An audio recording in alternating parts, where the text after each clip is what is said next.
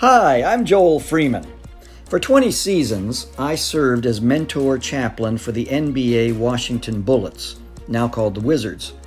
Back in the day, this period of time was during what we could call the pre-digital era, so I have very few photographs or videos to share with you. But recently, I rediscovered some old video clips I had considered to be lost, including a segment you'll see shortly with one of the most influential NBA players who ever played the game, the Hall of Famer, Wes Unseld. But let's back up a bit.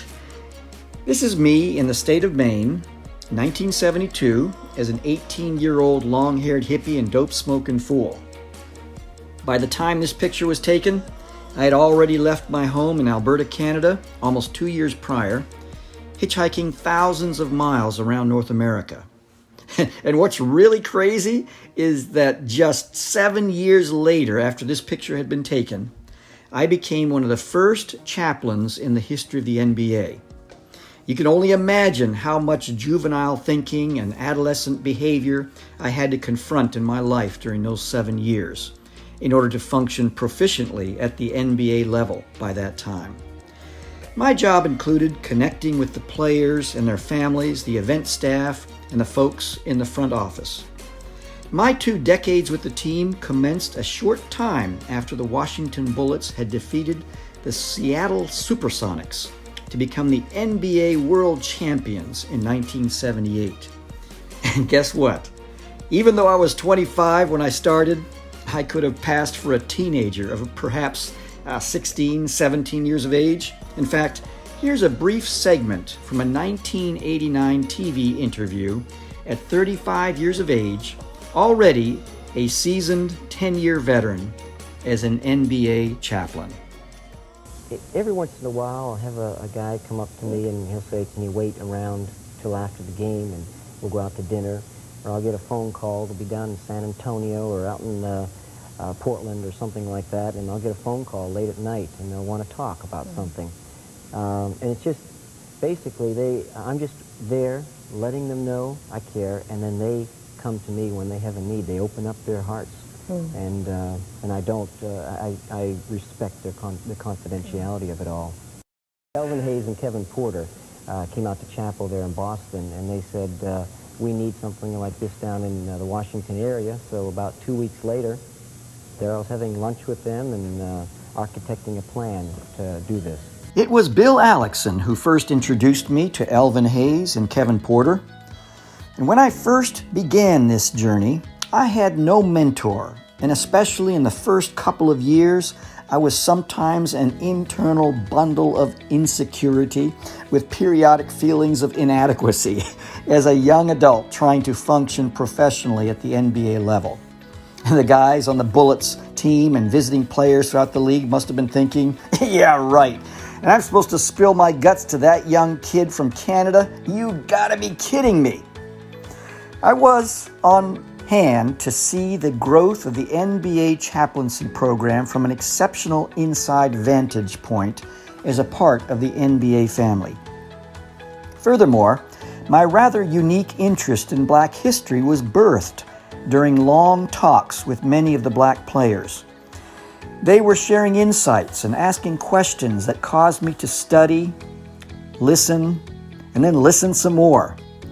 A more intensive interest in Black history research was launched in 1980 with the development of my Black history collection starting about 15 years later in the mid-1990s.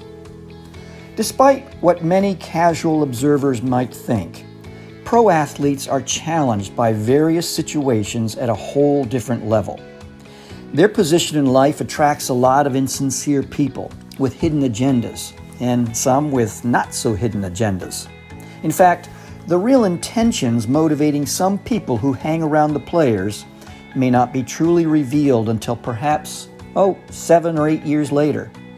All I knew when I was with the team was that I was to be a trustworthy person who could keep confidences, never ask for anything, manage my expectations, be a good listener, be willing to tell the truth when asked for my thoughts on a personal matter. always genuinely offering to pay at restaurants and golf courses, and also to love the guys and their families unconditionally.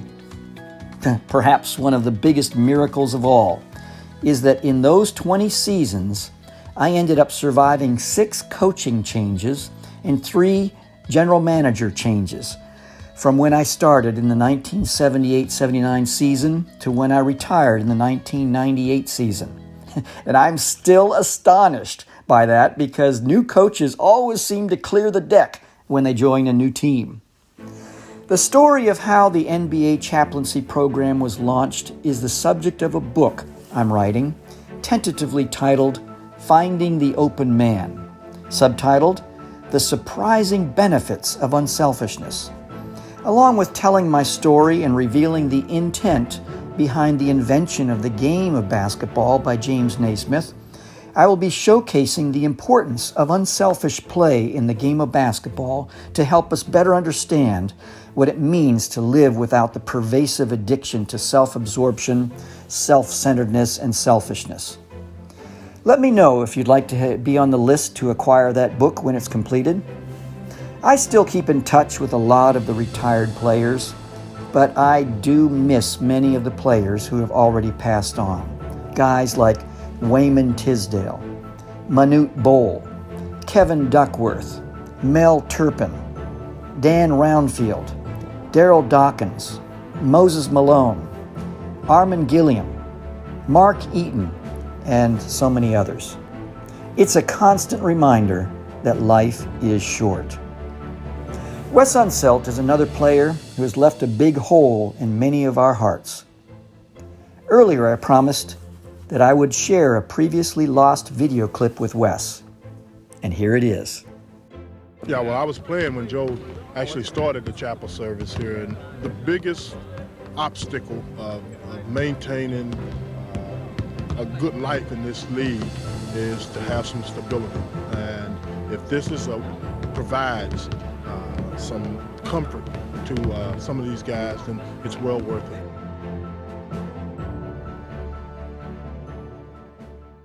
The Freeman Institute Black History Collection is made up of well over 3,000 genuine artifacts and documents, with the oldest dated 1553.